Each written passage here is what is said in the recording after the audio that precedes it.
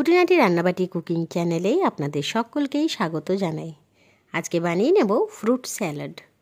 এই fruit salad বানানোর জন্য অতি অবশ্যই লাগবে বিভিন্ন ধরনের ফল এবং একই সঙ্গে নিয়ে নিচ্ছি আরও কিছু উপকরণ।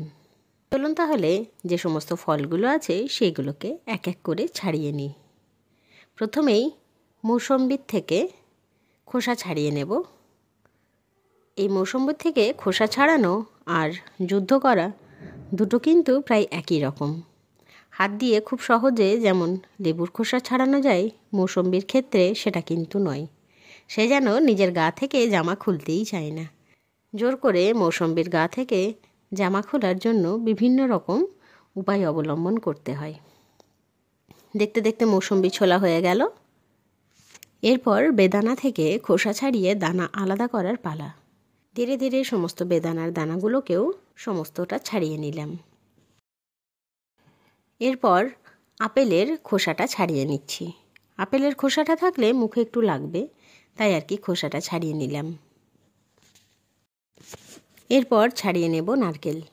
নারকেলটাকে ছুরির সাহায্যে খোলা থেকে একটু একটু ছোট্ট ছোট্ট পিস করে আলাদা করে নিচ্ছি। যে সমস্ত পিসগুলো একটু বড় হয়েছে সেটা আবার পরে ছুরির সাহায্যে ঘনকুচি করে নিচ্ছি। নারকেল কাটা এবং ছাড়ানো কিন্তু কমপ্লিট। এরপর ছাড়িয়ে নিচ্ছি দুটো কাঁঠালি কলা। এবার কলাগুলোকে একটুখানি ছোট্ট ছোট্ট গোল গোল করে পিস করে নিচ্ছি। সবশেষে এবারে আমটার খোসা ছাড়িয়ে আম থেকে পাল্পটা ছুরির সাহায্যে বের করে নিচ্ছি। তবে আমটা খুব বেশি রসালো নয় এবং শ্বাসটাও কিন্তু ঘন নয়, তাই আর শ্বাস বার করা যাচ্ছে না বলে হাতেই একটুখানি চটকে আমের রসটা বের করে নিচ্ছি। সবশেষে মৌসম্বি থেকে শ্বাসটা একটু বের করে নেব। এই জন্য ছুরির সাহায্যে মৌসম্বিটাকে দু একবার করে কাট করে দিচ্ছি। এতে কিন্তু খুব সহজে মৌসম্বির ভেতর থেকে সমস্ত শ্বাসগুলো বের হয়ে যাবে। দেখুন কি সুন্দরভাবে সমস্ত শ্বাস কিন্তু বার করা হয়ে গেছে। এতক্ষণে স্যালাড বানানোর জন্য সমস্ত ফলগুলোকে আমি ছোট ছোট শেপে এবং খোসা ছাড়িয়ে কেটে রেডি করে নিলাম। এরপর দেখি আর কি দেওয়া যায়। এখানে দিয়ে দেব একটু কাজু। কাজুর দানাগুলো গোটা রয়েছে, তাই একটুখানি ভেঙে ছোট করে নিচ্ছি। এবার আমি খেজুরের দানাগুলো একটুখানি করে ছাড়িয়ে পরে তার মধ্যে থাকা বীজগুলোকে আলাদা করে নিচ্ছি এবং খেজুরগুলোকে 2 থেকে 4 ভাগে ভাগ করে নিলাম। সমস্ত কাজ কিন্তু কমপ্লিট। এবার শুধু স্যালাডটা বানিয়ে নিলেই হবে। তাই প্রথমে একটা বড় মিক্সিং বোল নিয়ে তার মধ্যে দিয়ে দিলাম ছাড়িয়ে রাখা বেদানার সমস্ত দানা। এরপর এক এক করে দিয়ে দিচ্ছি আঙুরের দানা, দিয়ে দিলাম ছাড়িয়ে রাখা খেজুর।